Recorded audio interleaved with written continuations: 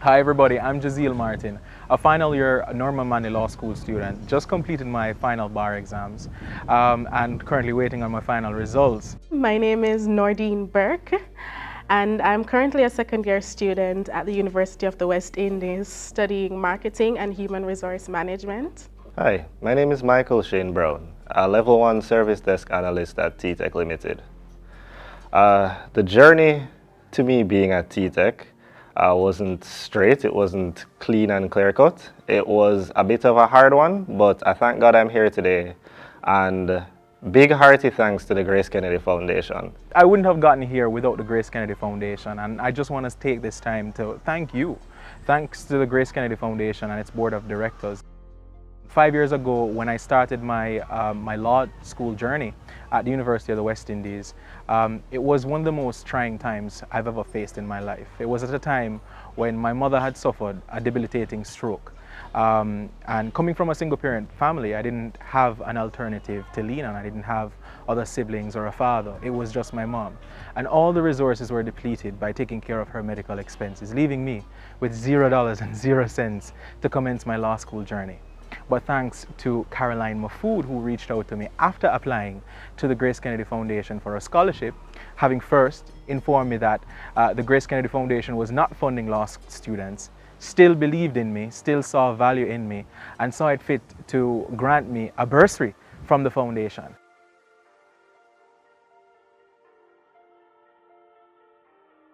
After completing my education at Jamaica College, my secondary education that is, I then looked to move on to tertiary education to study computer science, which had become my passion at this point. I applied to the University of the West Indies and was accepted, and I began my education there before ever knowing where the tuition was going to come from. This being said, no tuition was paid. My miscellaneous fee wasn't really paid. Nothing was paid, and I had been attending classes. Up to this point, it was very rough because finding money for transportation was hard.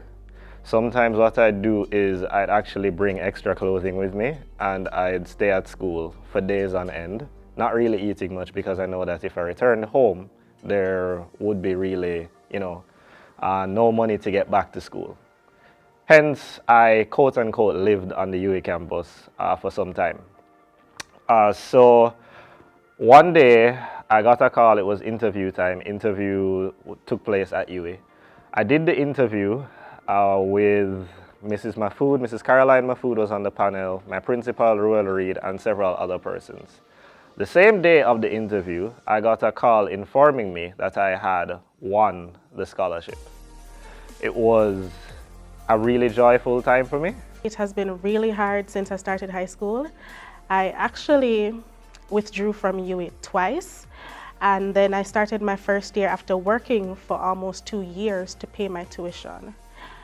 At the end of that period, which was actually last year, May, I got really sick, so I had to resign from the position that I had because I was working from 8 a.m. going straight to about 9 p.m. in the night, and that is taking breaks to go to class during that time.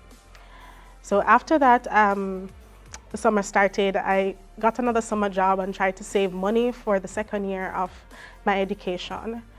And it actually didn't work out. I got enough money to start the semester, to pay my miscellaneous fees, to get registered and put a few thousand in the account. But I was falling short and I wasn't getting support from my parents because they're not able to actually put me through school.